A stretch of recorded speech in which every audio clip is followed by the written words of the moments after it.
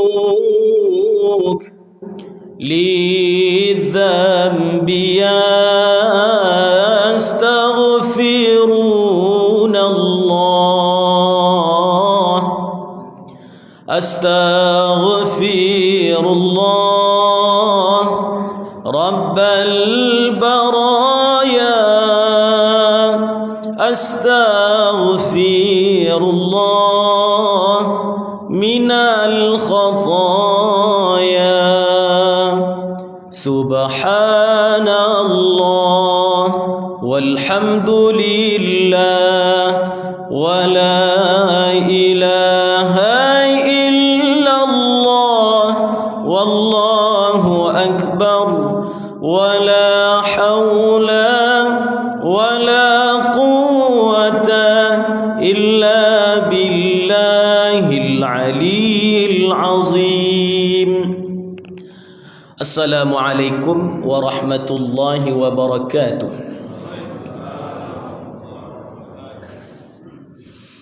الحمد لله رب العالمين والصلاة والسلام على المبعوث رحمة للعالمين وآله وأصحابه الطيبين الطاهرين ومن سار على هديه إلى يوم الدين. أما بعد. Bersyukur kita kepada Allah Subhanahu wa taala sekurang-kurangnya setidak-tidaknya dengan mengucapkan alhamdulillahi rabbil alamin.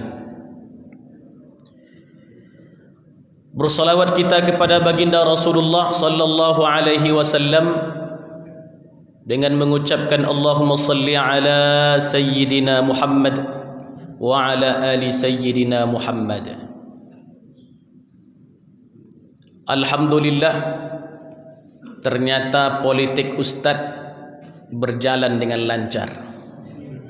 Akhirnya untuk kedua kalinya diundang. Digantung kemarin tu.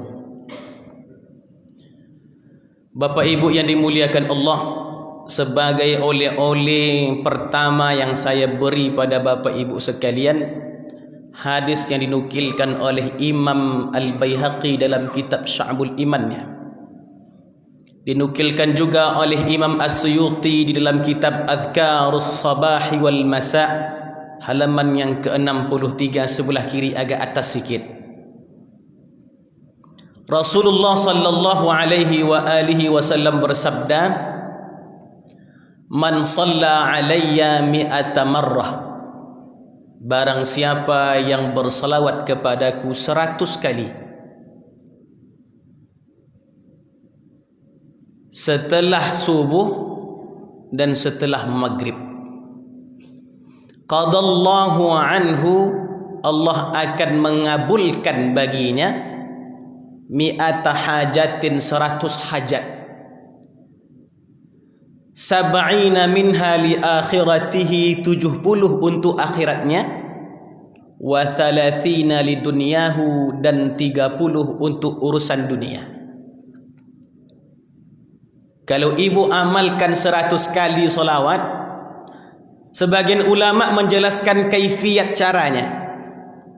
Sebahagian ulama, kaifiatnya, sebetulnya kaifiat ni boleh ibu laksanakan, boleh tidak. Yang penting selawat 100. Ada beberapa menyatakan kaifiatnya kita baca ayat innallaha wa malaikatahu yusalluna 'alan nabi ya ayyuhalladzina amanu sallu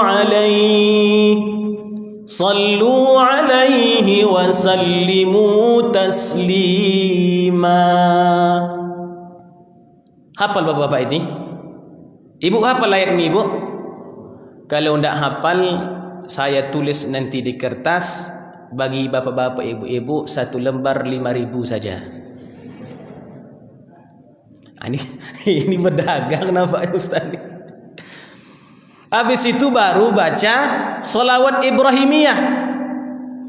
Allahumma salli ala Muhammad wa ala ali Muhammad kama sallaita ala Ibrahim وعلى آل إبراهيم وبارك على محمد وعلى آل محمد كما باركت على إبراهيم وعلى آل إبراهيم في العالمين إنك حميد Majid. Baru salawat 100. Allahumma salli ala Muhammad wa ala ali Muhammad. Allahumma salli ala Muhammad wa ala ali Muhammad. 100. Itu 30 untuk dunia ni aja, Bu, ya. Nanti baru kita bahas cerita kelanjutan yang kemarin. 30 untuk dunia. Punya mobil bagus, itu hajat tuh. 1. Punya rumah mewah, 2. Punya anak cantik dan ganteng, 3. Anak-anak saya soleh solehah, 4. Yang bapak-bapak dapat istri yang kedua, 5. Ibu hajatnya jangan sampai suami saya poligami, 6. Beradulah antara doa bapak sama doa ibu tu. No. Itu baru 6, Pak. 7 dimurahkan rezeki. 8 lancar seluruh usaha. 9 mancung hidung. Itu harapan ibu-ibu begitu tuh, mancung hidung cantik, putih badan.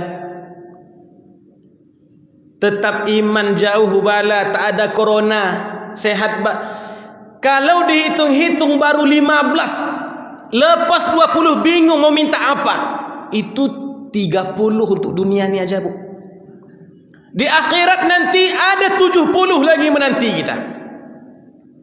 Tapi amalan tu mesti istiqamah.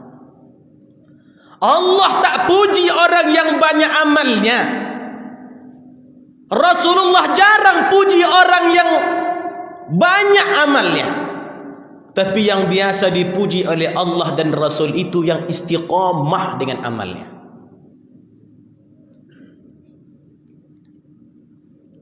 Sebagaimana hadis Rasulullah menyatakan ketika ditanya ayyul amali ahabbu indallah, amalan apa yang paling disukai Allah?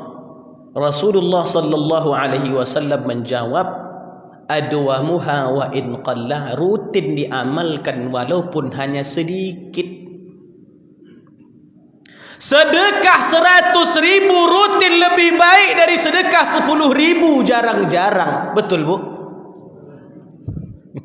Ragu rasanya nih 100.000 banyak tiap hari. Baca Quran 100 lembar per hari rutin lebih baik daripada 1 juz sebulan sekali. Biar baca Quran tu sikit tapi rutin, itu yang diamalkan yang mantap tu.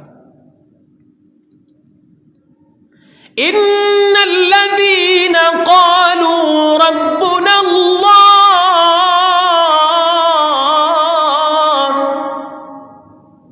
Ustaz ni kalau mengaji memang lah lama bisa. Kalau mengaji depan bapak ibu ni saya tak gemetar. Tapi mengaji depan penghulu, itu gemetar.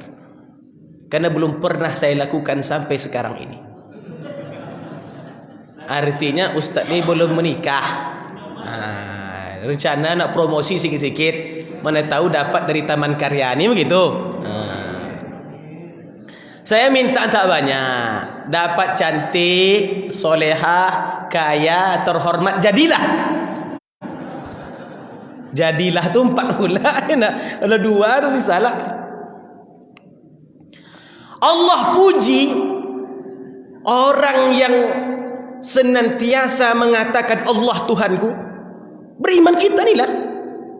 Summastaqamu, kemudian ia istiqamah dengan imannya.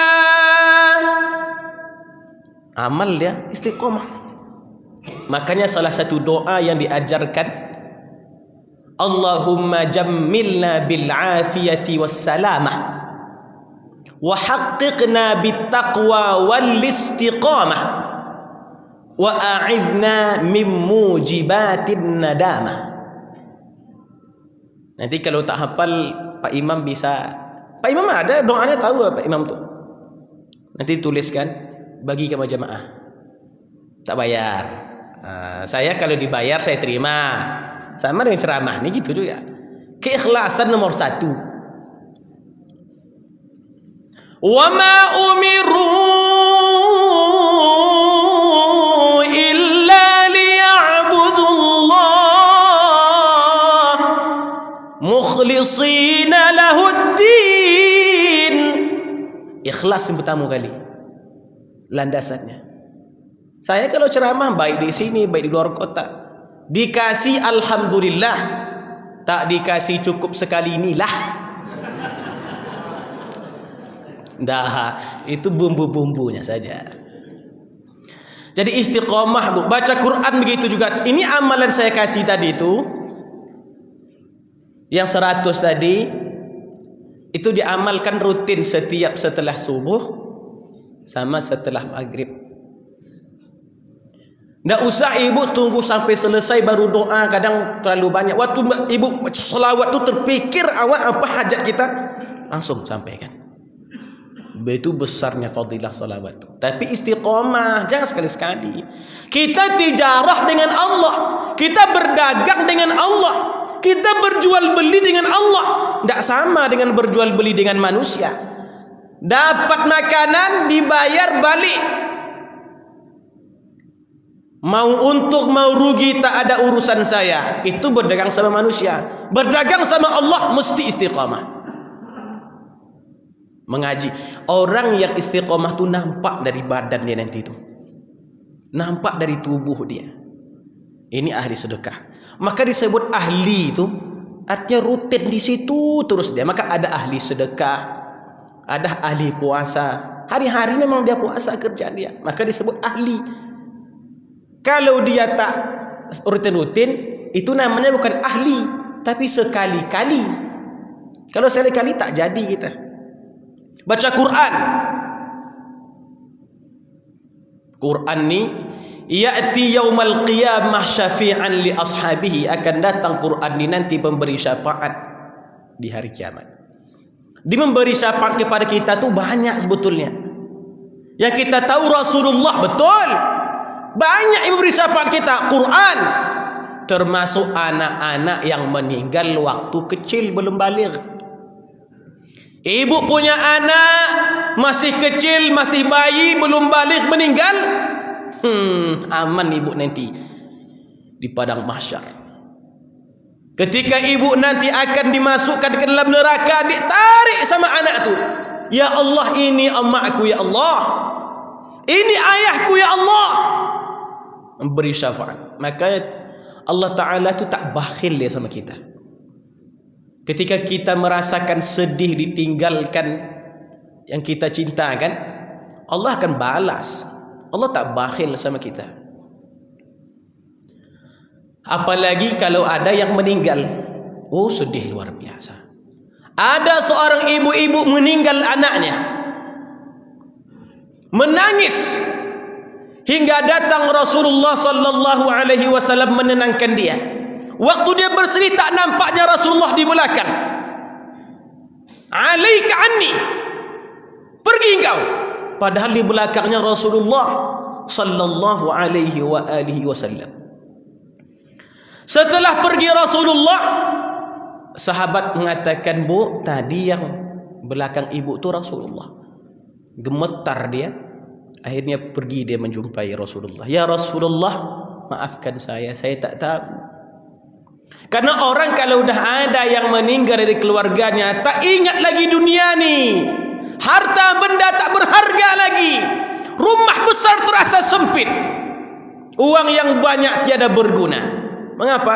Dah pergi ditinggalkan oleh anak yang tercinta. Maafkan aku ya Rasulullah. Kata Rasulullah, as-sabru 'inda as-sadamatil ula, kesabaran itu terletak pada cobaan hari pertama. Hari kedua terkadang orang bisa tersenyum. Hari ketiga orang udah bisa mengatur dirinya. Hari pertama meninggal. Mohon maaf kalau ibu-ibu yang kurang tinggi semangatnya, kurang kokoh power badannya, bisa terkulai pingsan. Makanya Rasulullah sallallahu alaihi wasallam menukilkan sebuah hadis qudsi, man yasbir ala sadamatil ula la arda lahul ajru illa al jannah. Orang yang sabar ketika ditimpa musibah pada hari pertama, kata Allah, tak ridho aku baginya sebuah balasan kecuali surga. Surga, Pak. Saya tahun 2012 setelah tamat dari Pondok Pesantren Darussalam Gontor, mengajar di Sulawesi setahun, nganggur pula lagi setahun. Waktu nganggur tu ngajar saya, ibunda tercinta meninggal dunia. Luar biasa. Di waktu ibunda, waktu sakaratul maut itu kami ada beranak 3 orang, laki-laki semua. Abang saya, ulung ni kalau orang Melayu yang paling tua. Ulung saya, abang saya dan saya. Anak-anak perempuan tinggal di rumah. Saya berserta abang dan ulung di rumah sakit. Waktu sakaratul maut tu, waktu itulah diharapkan seorang anak. Karena waktu sakaratul maut tu, asyayatin wa junuduhum, syaitan beserta bala tentaranya siap menggoda kita. Siapa yang bisa membantu kita? Anak soleh. Anak soleh. Bapak ibu sekalian, kalau tak ada anak soleh, cari menantu soleh. Ya mana tahu, Pak Imam soleh juga. Waktu itu diharapkan sakratul maut. Abang saya terisak-isak menangis. Saya pribadi, nak mau saya terisak menangis. Lama saya sekolah meninggalkan ibunda, kali inilah ibunda sangat berharap kepada saya. Saya tahan tangis tu. Saya tahan kuat. Air mata tak menetes. Saya tahan betul-betul. Waktu ibunda sedang terisak-isak, tarik nafas, lambat baru tertarik lagi. Keluar. Payah dia merasa menarikkannya lagi. Saya bilang, mak, saya pegang dadanya. Mak, la ilaha illallah. Saya tahan kuat hati tu. Mak, saya pegang kepalanya. Saya berharap kepada Allah, jauhkan ia dari syaitan.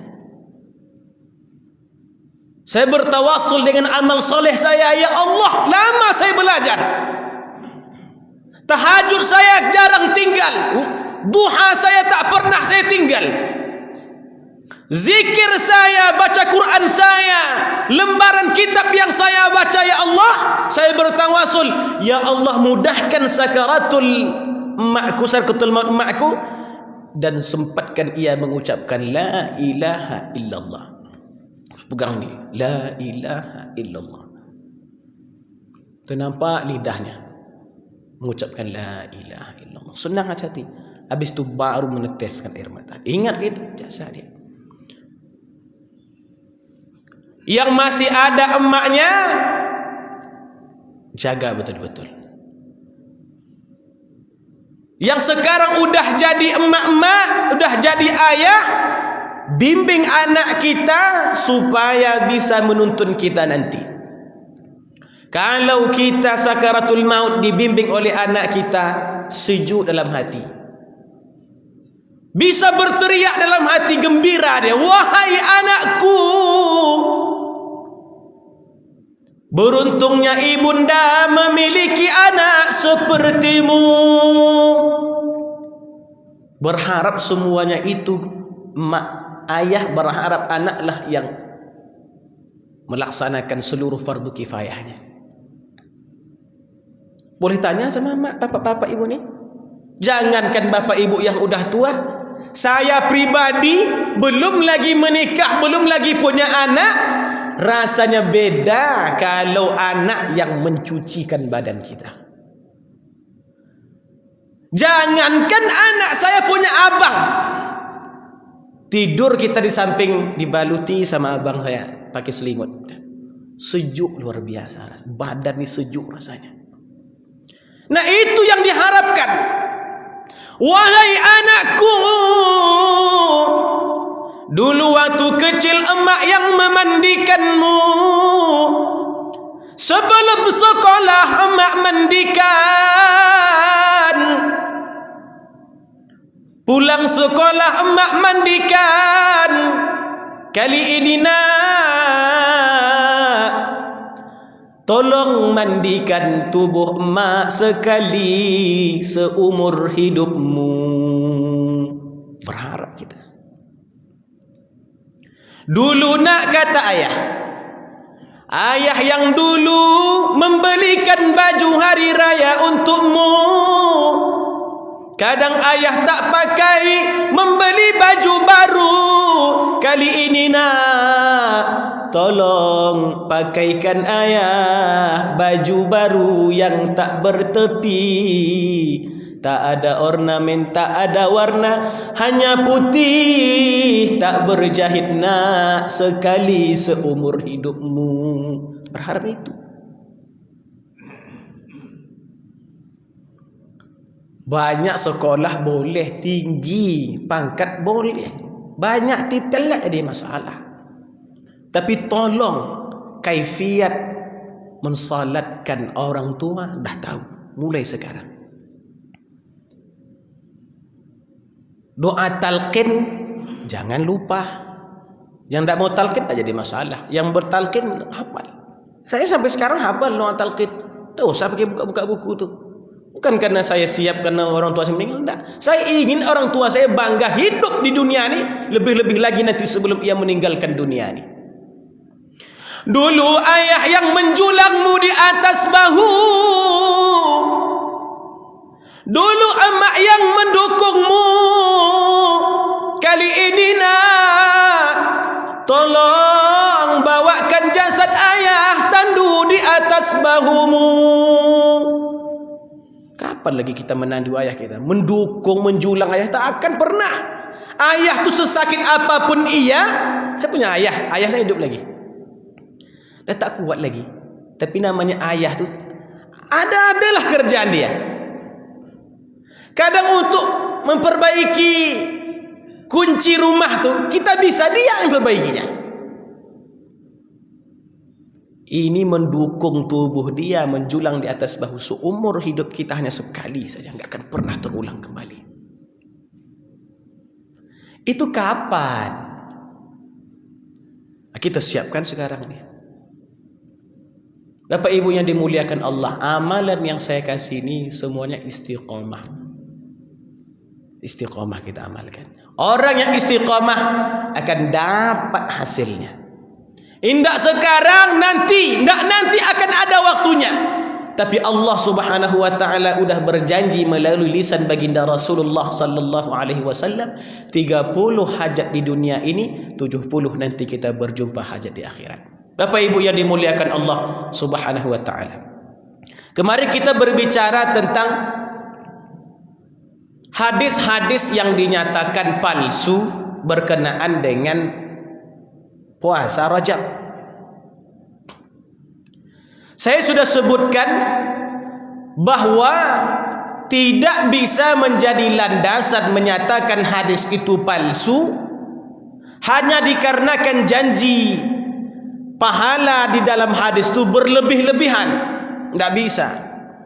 Standarisasi menghukumi hadis itu palsu adalah sanad.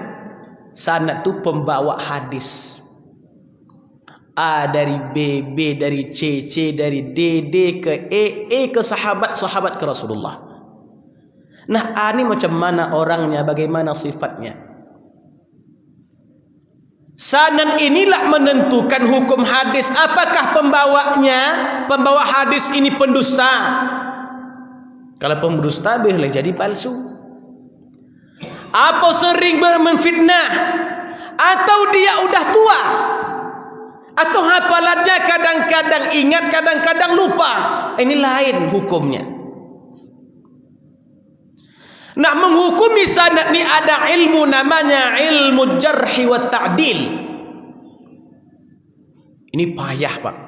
Kami di Al-Azhar, jurusan Usuluddin yang paling sulit itu adalah jurusan hadis. Karena hadis ini banyak cabang keilmuannya. Salah satunya ilmu jarhi wa ta'dil. Kita himpun kitab-kitab rijal namanya. Kitab rijal ni, di dalam kitab tu ni himpun nama-nama orang beserta sirah perjalanan hidupnya. Zulhendri, ayahnya siapa, kakeknya siapa, anak-anaknya siapa, pekerjaannya bagaimana, sifatnya macam mana, tabiatnya macam mana, hobinya macam mana, lengkap. Pribadi tentang saya ini lengkap dalam kitab rijal namanya.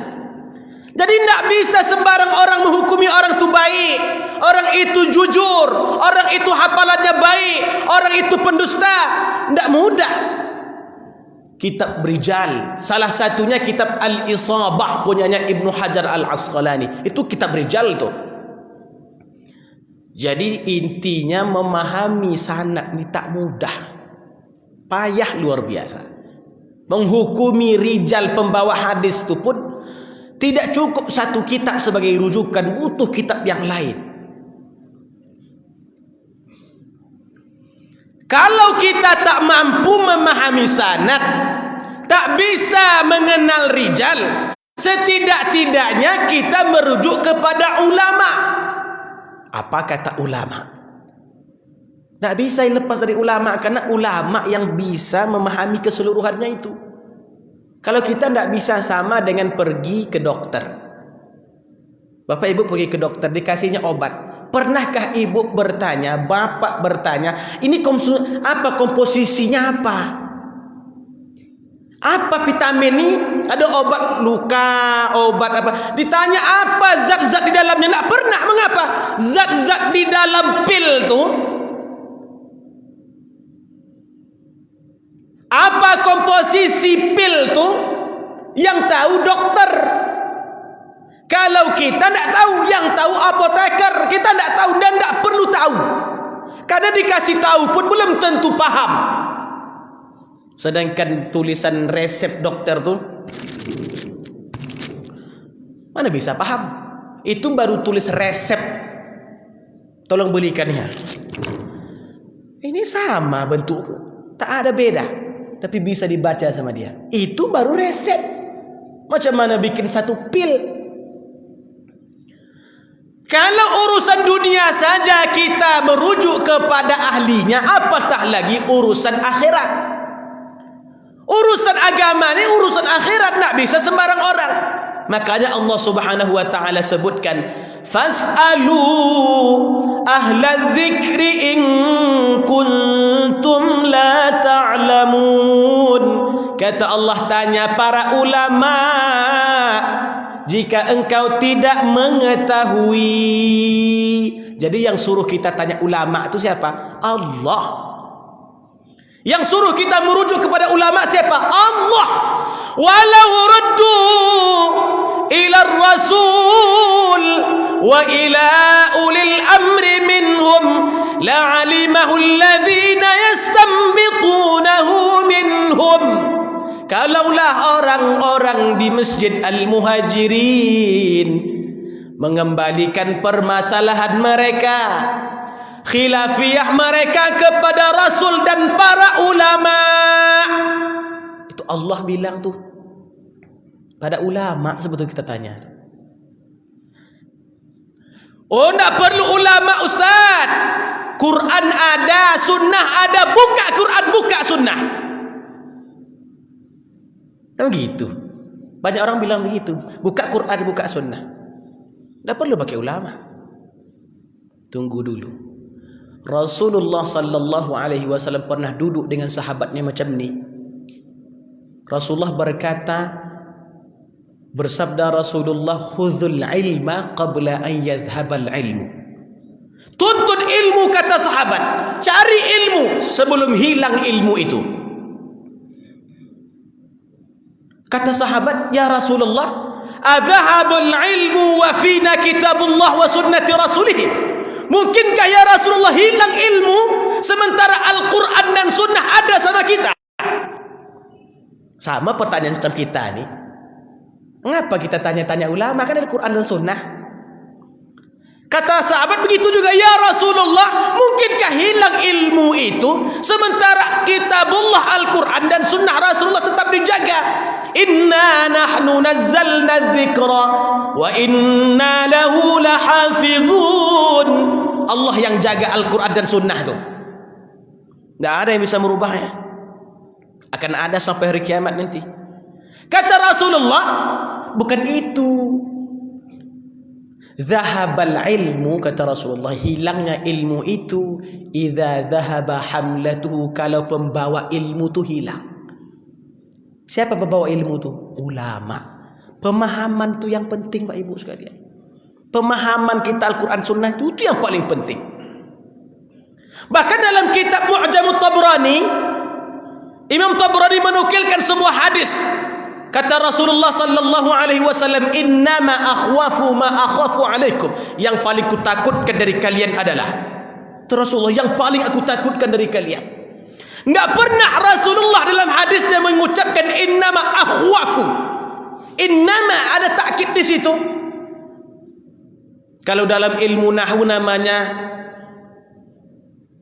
al-hasr. Lafzul hasr, membatasi. Inilah yang paling ditakutkan oleh Rasulullah sallallahu alaihi wasallam. Rajulun utiya alaihi al-Quran hatta ruyat bahjatu, orang yang hafal Quran, kata Rasulullah. Kita yang hafal Quran nih, kata Rasulullah, yang paling kutakutkan orang yang hafal Quran. Hatta ruyat bahjatu, sampai nampak Al-Quran itu di wajahnya. Faghayyarahu ila ma syaa Allah, namun setelah dia hafal, dia rubah Al-Quran itu. Apa yang dia rubah? Tidak mungkin Al-Quran ini dirubah, Bu. Jangankan satu juz, jangankan satu surat, jangankan satu ayat, jangankan satu huruf, baris pun berubah. Banyak yang tahu. Coba saya tanya Ibu, betul tak bacaan saya ini? Alhamdulillahi Rabbil Alamin. Betul, Bu? Hafal Quran tu. Ibu ni hafal Quran ni. Tahu dia. Itu saya rubah bukan huruf, Bu. Baris tu. Coba bapak-bapak. Mau ayat tengah atau ayat di ujung? Bismillahirrahmanirrahim. Qul a'udzu birabbun nas. Betul, Bu, Pak? Salah. Itu baru baris. Belum lagi huruf, belum lagi ayat, itu baru baris. Tidak mungkin dirubah barisnya, tidak mungkin dirubah ayatnya. Yang dirubah apa, Pak? Dirubah pemahamannya. Pemahaman itu bisa dirubahnya.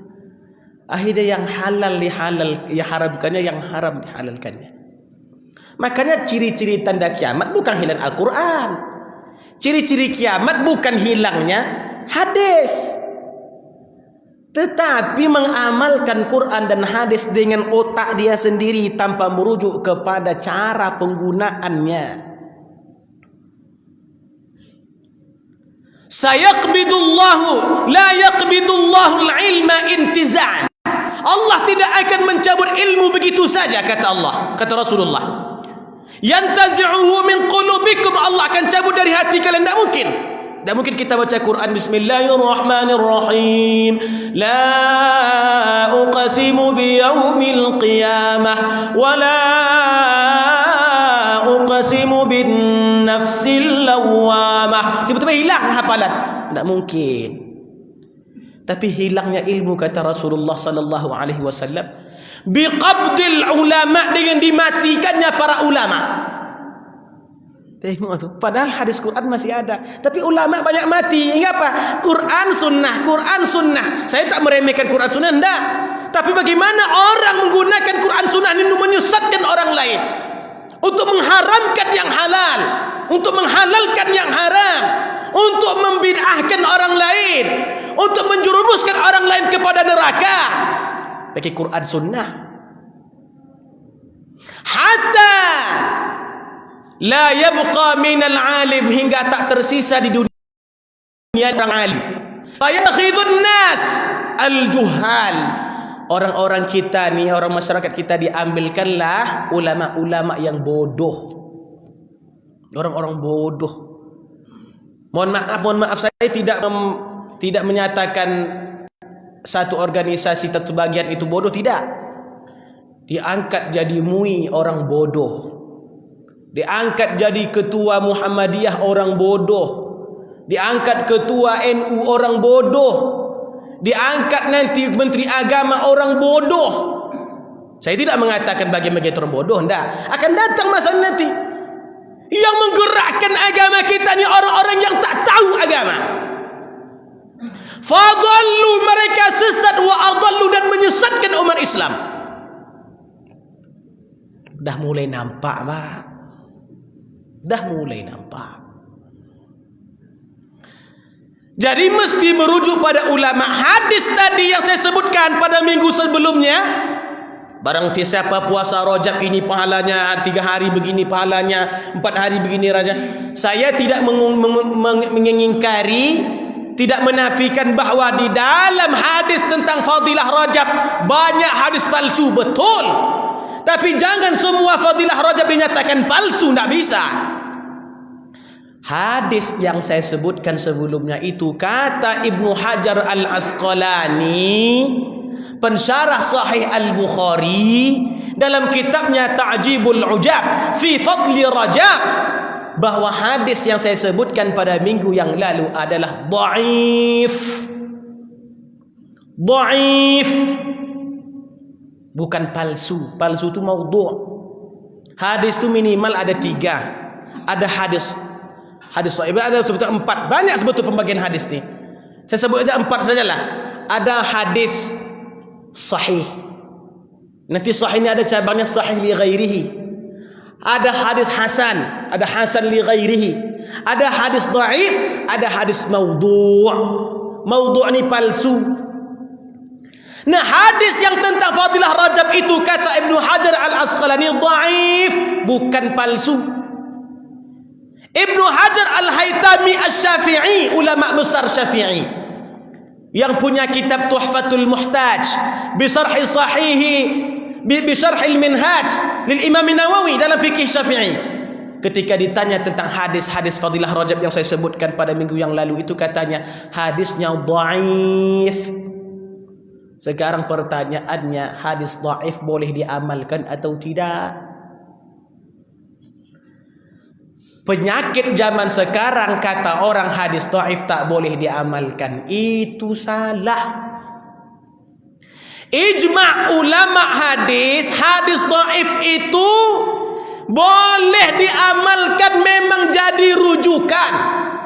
Saya ulangi lagi, ijma' ahli hadis, ijma' itu sepakat para ulama hadis bahwa hadis dhaif itu dipakai dan diamalkan. Siapa yang bilang itu? Ibnu Salah. Siapa yang bilang itu? Ibnu Hajar Al-Asqalani, dinukilkan oleh Imam Sakhawi dalam kitabnya, murid beliau. Siapa yang bilang begitu? Imam Ahmad. Siapa bilang ijma' itu? Imam Nawawi. Para ulama hadis, kalau kita buka Tadribur Rawi, inilah kita perlu belajar. Saya Pak pernah komen Pak, ada grup WA. Saya bilang hadis itu Pak, kawan bukan saya, hadis itu Dek, saya bilang di kelas saya lagi, hadis itu Dek bukan palsu. Sebagian ulama mengatakannya dhaif, lemah, masih boleh kita amalkan lagi. Kata dia, sejak kapan hadis dhaif itu boleh diamalkan? Saya bilang, belajarlah lagi, sekolahlah lagi, baca kitab ulama. Kalau perlu, mana yang mengatakan hadis dhaif itu tak boleh diamalkan? Sebutkan satu saja ulamanya. Tak usah banyak-banyak. Saya sebutkan 100 ulama hadis yang menyatakan hadis dhaif itu boleh diamalkan, beserta kitab-kitab mereka. Engkau menyebut satu saja tak bisa, sekolah lagi. Dia bilang, kau sekolah di mana? Dia nanya sama saya. Saya bilang, S1 saya di Al-Azhar Mesir, S2 saya di Malaysia jurusan Quran Sunnah. Habis itu kawan tu komen apa? Orang yang sekolah belum tentu berilmu. Dia bilang apa? Orang sekolah belum tentu berilmu. Saya bilang, iyalah murid Mbah Google itulah yang paling alim nomor 1 di dunia. Belajar sama Mbah Google. Awak sekolah jauh-jauh di sana menghabiskan duit, mengeluarkan keringat, mencucurkan darah. Dia bilang apa? Sekolah belum tentu punya ilmu. Oh, salah kau lah tu. Jadi hadis dhaif tu diamalkan, Pak. Nanti akan Bapak dengarkan orang-orang yang lidahnya senantiasa berkomentar, keluar-keluar hadis dhaif tak boleh diamalkan. Hadis dhaif tak boleh diamalkan. Dia tak tahu mereka pun mengamalkan hadis dhaif. Mereka yang mengatakan hadis dhaif tak boleh diamalkan, mereka banyak mengamalkan hadis dhaif. Saya sebutkan contohnya. Bapak Ibu sekalian, ini kita menjelaskan, tidak menghujat. Bapak Ibu kalau sujud, kaki ibu rapat atau buka? Rapat ya. Saya tidak mempermasalahkan rapat dan bukanya, enggak. Kita harus tahu yang bermasalah itu orang yang tak solat, atau solat kakinya ternaik ke atas, bukan malah ke bawah. Kayak kata itu salah jelas. Saya ingin jelaskan orang yang banyak berkuar-kuar hadis dhaif tak boleh diamalkan. Di dalam kitab Sifatus Salat An-Nabi punya Syekh Nasiruddin Al-Albani, bahwa salat sujud itu kalau kita sujud rapat kaki kita. Hadisnya Pak dhaif. Walaupun Syekh Al-Albani di dalam kitabnya mengatakan sifatus salatin Nabi as-sahihah, sifat salat Nabi yang sahih, itu telah ada disertasinya di Fakultas Hadis di negeri Jazair. Pembahasan tentang hadis-hadis dalam sifat salatin Nabi as-sahihah punya Al-Albani itu. Hadis tentang itu dhaif. Yang sahih apa? Yang sahih buka, bukan tutup. Saya ingat lagi Pak ya Ibu ya, jangan sampai kita bercecok masalah ini. Yang masalah itu orang yang tak solat, jangan kita bercecok sesama solat. Nah, saya ingin menjelaskan orang yang gembor-gembor hadis dhaif tak pakai, mereka banyak mengamalkan hadis dhaif itu. Kata Al-Albani bahwa hadis tentang merapatkan kaki ketika sujud itu ada dalam Sahih Muslim. Buka Sahih Muslim. Dari Sayyidah Aisyah radhiyallahu anha wa ardhaha, istri Rasulullah. Faqadtu Rasulullah yauman zata lailatin. Waktu itu satu malam saya kehilangan Rasulullah. Tak nampaknya Rasulullah sampingnya, ternyata Rasulullah salat di samping dia. Pikir mana Rasulullah? Tidak ada. Akhirnya dia dapat Rasulullah sedang salat. Hadisnya panjang sebetulnya. Terpeganglah kaki Rasulullah tu mansusal qadamaini, kaki Rasulullah tu tegak begini. Jadi tidak begini, tegak dia kakinya. Ditambah oleh Al-Albani dalam kitab sahihnya itu, kata beliau, wa kana rassal aqibaini, dan kedua kakinya merapat, kata Al-Albani. Nah, kalimat wa kana rassal aqibaini dan kakinya merapat tak ada dalam kitab Sahih Muslim. Kalimat dan kedua kakinya merapat itu tidak ada dalam Sahih Muslim. Lafaz itu dhaif.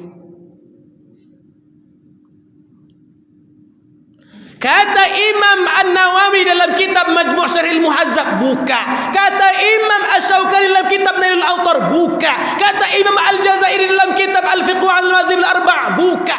Sepakat jumhur ulama itu buka. Dhaif. Satu lagi Bapak Ibu sekalian. Bapak Ibu, kalau masuk masbuk, tiba-tiba imam sujud, Bapak tunggu imam berdiri atau langsung sujud sama imam? Sepakat. Ahli ilmu ni sepakat bahwa sujud. Hadisnya dhaif. Dinukilkan oleh Imam Tirmidzi dalam kitab sunannya, dan beliau mengatakan wa hadza haditsun dhaif. Mengapa dipakai? Ya karena hadis dhaif itu tidak ditolak. Bapak Ibu yang dimuliakan Allah Subhanahu wa taala. Ada orang perempuan diperkosa. Contoh nih. Dalam Islam kan ada had. Ada hukuman bagi berzina.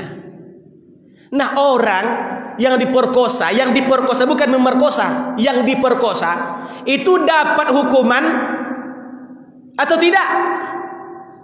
Sepakat para ulama tidak dapat, namanya dipaksa. Hadisnya dhaif. Hadis tentang orang diperkosa itu tak dapat hukuman, dhaif. Tapi sepakat para ulama, sepakat dari zaman sahabat, tabi'in sampai zaman sekarang, bahwa orang kalau masuk masbuk dapat imam dalam keadaan sujud. Orang sepakat kalau orang diperkosa tak boleh dia mendapatkan had hukuman seperti orang berzina. Itu sepakat, tapi hadis yang menjadi landasan hadisnya dhaif. Bapak Ibu sekalian, dalam silsilah hadis sahihah punya Al-Albani rahimahullahu taala, ketika salat tangan itu diletakkan di mana? Ala nahrihi, sini. Pernah Bapak Ibu nampak gitu enggak? Allahu akbar. Ada gitu kan? Dalam disertasi itu tidak ada satupun 4 mazhab menyatakan itu betul.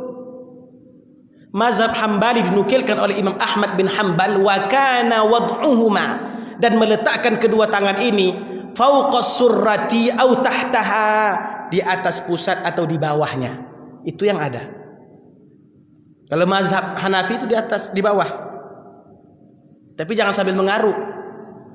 Jangan, tak boleh. Jadi nama dia yang letak di bawah pusat nih. Ini mazhab Hanafi. Mazhab Maliki hampir sama juga. Bahkan mazhab Maliki itu ada sadlu. Sadlu itu tidak dikepal. Allahu akbar, gini ada. Mazhab Syafi'i ma baina surrati wa sadri, antara pusat dan dada sini. Sama dengan mazhab Hambali. Itu Imam Ahmad. Imam Ahmad ahli sunnah yang menghimpun kitab musnad. Siapa lebih hebat dari Imam Ahmad? Tidak ada. Imam Bukhari saja berguru sama Imam Ahmad itu. Itu saking hebatnya Imam Ahmad. Punya kitab, orang tak pernah mengumpulkan hadis sebanyak Imam Ahmad waktu itu. Sampai sekarang tidak ada sebanyak dia. Dikumpulkannya hadis itu. Tidak ada dia mengatakan ala nahrati, tidak ada. Saya tidak menyalahkan. Artinya orang yang gembor-gembor hadis dhaif itu tak diamalkan, ternyata mereka pun terjerumus dalam hadis-hadis dhaif. Hadis dhaif banyak dalam kitab sunan, Pak. Ahmad Syakir, ulama besar almarhum, ulama besar dari Mesir, mentahqiq kitab musnad punya Imam Ahmad. Imam Ahmad Ibnu Hanbal itu punya kitab namanya Musnad, besar, Pak. Dicetak dalam Maktabatul Risalah, ada 52 jilid. 52 jilid. Satu jilid itu besar-besar segini, ha. Hampir 2 depa panjangnya kitabnya, hadis aja isinya tuh. Nah, itu punya Imam Ahmad. Ditahqiq oleh Imam Ahmad Syakir, ulama besar dari Mesir, ada 854 hadis dhaif di dalamnya. 854 hadis di dalamnya, hadis dhaif. Nah, bayangkan tuh Pak Ibu sekalian. Nah, kalau hadis dhaif itu disamakan dengan hadis palsu, maka ulama kita telah berbohong kepada Nabi. Man kadzaba alayya muta'ammida, kata Rasulullah, barang siapa berbohong atas namaku, falyatabawwa maq'adahu minan nar, hendaklah dia booking hotel dia di dalam api neraka. Nah, kalau hadis dhaif itu sama hadis palsu, berarti Imam Ahmad telah berdusta dengan Rasulullah. Berarti Imam Tirmizi telah berdusta dengan Rasulullah. Imam Bukhari punya kitab namanya Al-Adabul Mufrad. Di dalam kitab itu banyak hadis dhaif. Bukan Sahih Bukhari ya. Imam Bukhari itu punya kitab banyak Pak. Ada namanya Tarikhul Kabir, ada Tarikhus Saghir, ada Tarikhul Wusta. Banyak kitab Imam Bukhari itu. Cuma yang paling sahih Abu Bukhari itu aja. Sahih Bukhari, Al-Jami'us Sahih Al-Musnad. Nama kitabnya itu.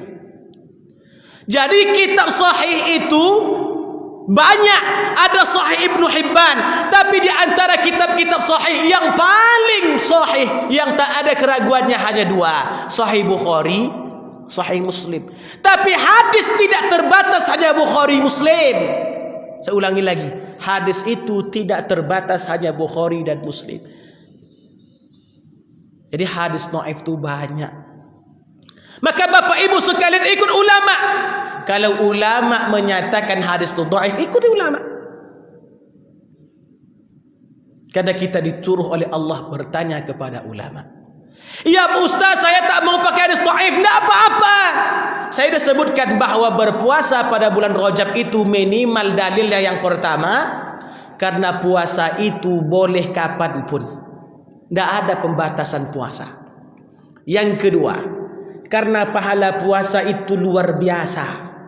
Ketiga, karena bulan Rajab ini termasuk bulan haram, maka berpuasa pada bulan haram, memperbanyak ibadah pada bulan haram sangat dianjurkan. Cukup tiga nih, tak pakai hadis dhaif, silahkan. Tinggalkan hadis palsu, pastikan tinggal. Tapi landasan kita memperbanyak ibadah pada bulan Rajab, selain dikarenakan ibadah itu boleh kapan saja, yang ketiga itu dikarenakan bulan Rajab ini bulan yang haram. Pahalanya dilipat gandakan oleh Allah Subhanahu wa taala. Puasanya boleh 1 bulan Ustaz. Ini biasa pertanyaan gitu tuh. Boleh 1 bulan? Boleh. Sepakat para ulama, jumhur ulama kecuali Hambali, mazhab Hambali.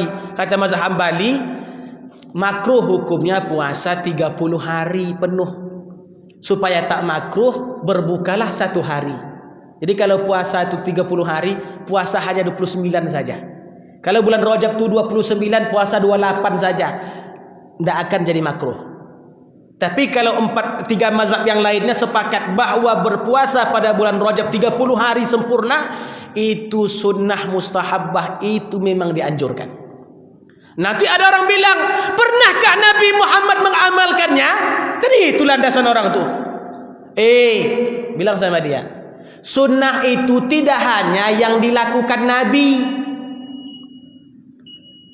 Sunnah itu tidak hanya apa yang dilakukan Nabi, tapi sunnah itu ada 3. Apa yang diucapkan Nabi,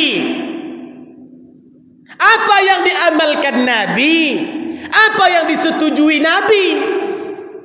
Tidak hanya apa yang diamalkan Nabi, karena banyak amalan tak pernah dilakukan Nabi. Azan, pernah Nabi azan? Tidak pernah Pak. Ini satu-satunya amalan yang mulia tapi tidak pernah dilakukan Nabi. Itu salah satunya tuh azan tuh. Tak pernah Nabi azan. Nah, apakah dikatakan azan bid'ah? Apakah dinyatakan azan itu termasuk dari perbuatan bukan sunnah? Lah, tak pernah dilakukan Nabi. Yang namanya sunnah itu tidak hanya terbatas apa yang dilakukan Nabi, tapi apa yang dikatakan Nabi itu termasuk sunnah juga. Nah, puasa 30 hari penuh dalam bulan Rajab ada hadisnya. Kan sudah kita sebutkan pertemuan sebelumnya, dinukilkan oleh Imam Abi Daud dalam kitab sunannya dari sahabat Nabi Mujibat al-Bahili, dari ayahnya atau kakeknya, ketika ia mau berpuasa, kata Rasulullah, sum ashhural hurum, berpuasalah engkau pada bulan-bulan haram. Rasulullah tak bilang puasalah pada bulan haram 3 hari saja, tidak ada. Rasulullah bilang berpuasalah pada bulan-bulan haram. Artinya bisa kita penuh bulan haram itu kita puasa. Tidak ada yang melarang. Jadi ikutnya itu Pak, tidak semua yang tak dilakukan Nabi itu bid'ah. Karena ada hal-hal yang Nabi Muhammad diam. Satu contoh ini. Salat tarawih. Pernah Nabi sholat berjamaah tarawih dari 1 Ramadan sampai 30 Ramadan? Tidak pernah. Itu siapapun orangnya, orang Salafi, orang Sufi, orang Sunni, orang Syi'i, semua orang sepakat Nabi tak pernah berjamaah sholat mulai dari awal Ramadan sampai akhir Ramadan. Tapi pernahkah Nabi larang sahabatnya berkumpul-kumpul sholat tarawih?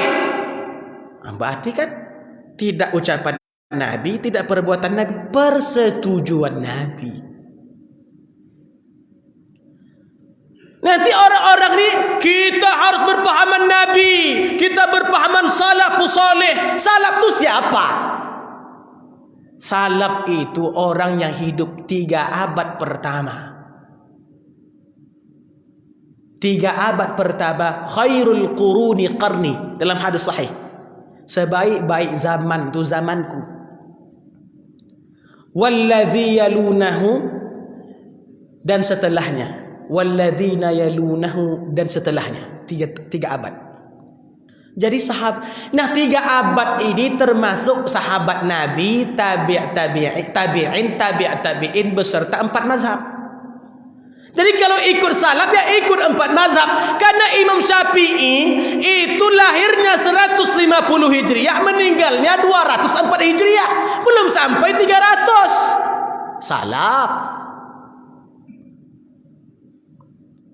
Imam Abu Hanifah meninggal tahun 150 Hijriah, salaf. Nah, ikut siapa sebetulnya? Oh, ikut sahabat Nabi. Loh, pertanyaannya, adakah kitab sahabat Nabi? Sahabat Nabi itu tak punya kitab. Yang sampai ke kita ini tidak ada kitab Ibnu Mas'ud. Ada kitab Ibnu Mas'ud? Tidak ada. Karangan Ibnu Abbas? Tidak ada. Tulisannya Sayyidina Umar? Tidak ada. Nak tahu dia itu pemahaman sahabat Nabi dari mana? Ya tentu dari 4 mazhab.